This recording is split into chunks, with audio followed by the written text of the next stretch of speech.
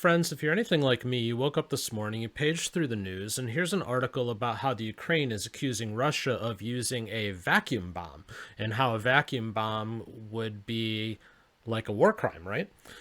I consider myself to be a fairly educated person. I'm fairly well read, but you always come across things that you're not familiar with, that you don't quite understand. And to be truthful with you, I'd never even heard of a vacuum bomb before. And I'm guessing if you came across this video, you weren't sure what it was either. So you're really curious, right?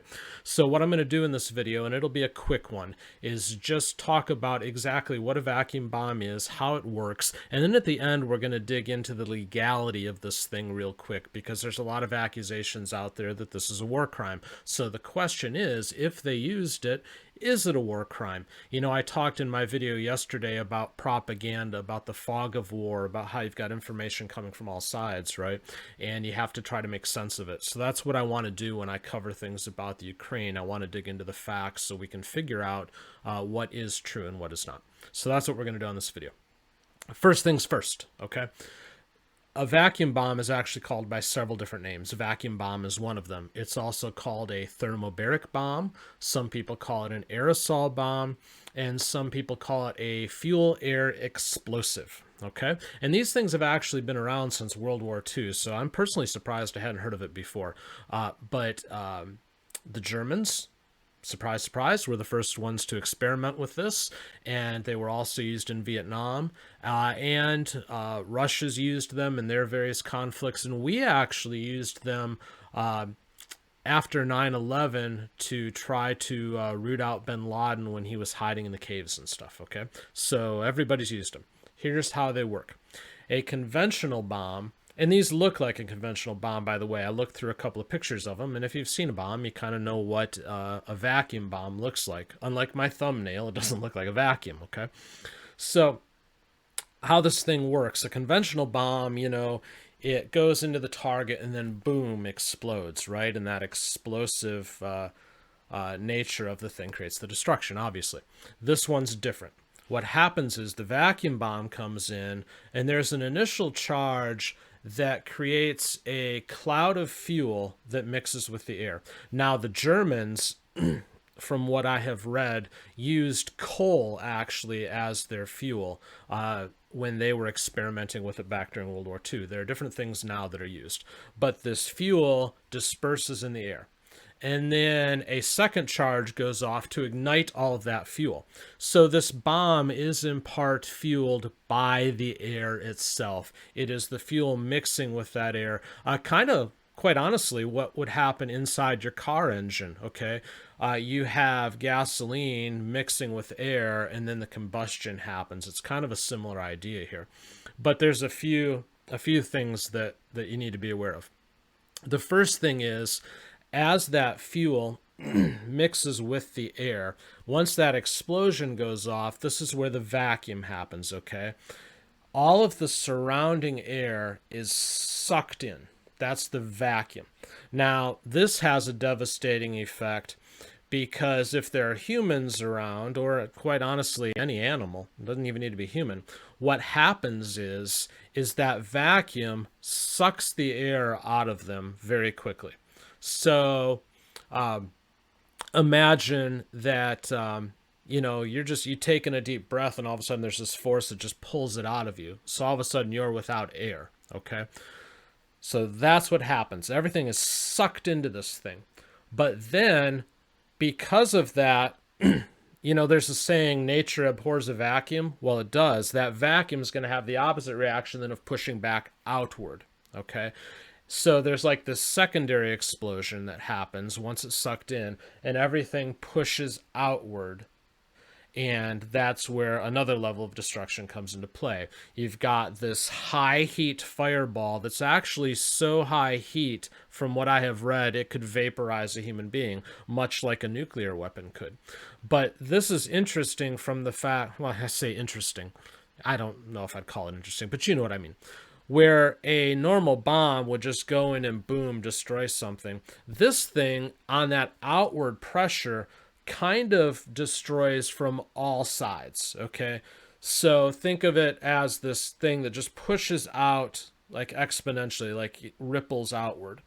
So This is often used in caves, like we did after 9/11, in bunkers, inside buildings, things like that, because it's kind of indiscriminate. It's not a directional weapon per se. It just pushes outward from all sides. So it can be very devastating. The other thing is, if for some reason there's not a good reaction with this bomb causing the air and fuel mixture to actually explode, if it is a quote unquote dud, the humans and the other animals that are involved in this thing are still going to be damaged because they will start to breathe in the fuel that is mixed with the oxygen, because that's what's in the air at that point, and that alone will damage their lungs and kill them that way. So this thing is incredibly deadly, incredibly powerful. They create a much hotter, more intense explosion that's longer lasting.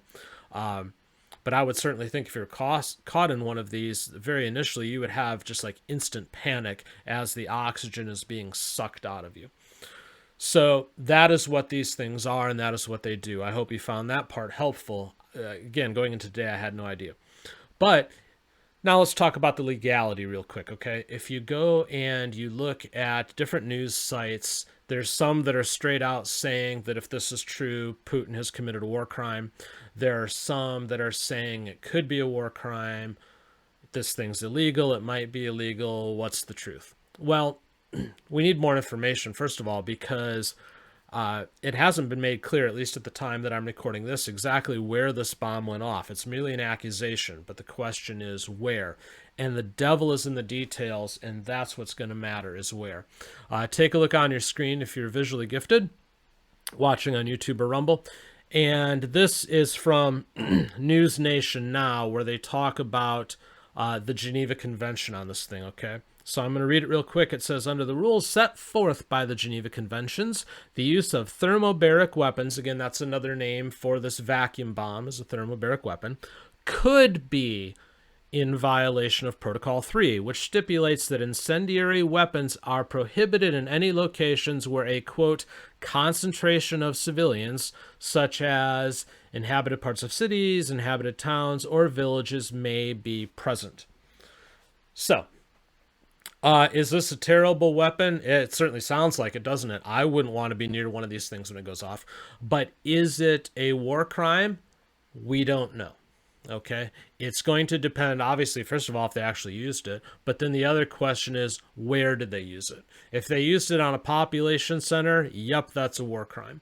If they used it to bust a bunker of soldiers, of Ukrainian soldiers, technically, at that point, according to the Geneva Conventions, it would not be a war crime because these weapons have been used in those cases before, and it's fine. Now, I'm not saying that Russia invading the Ukraine is fine. I don't think it is. If you ask me what side I'm on the side of the Ukrainians. I am cheering them on to fight back the Russians. I really am. But I think it's important that we have facts and that we all know what we're talking about, and that's what I wanted to do with this video. Let's get into exactly what this bomb is and whether or not it is legal. Now we know what it is.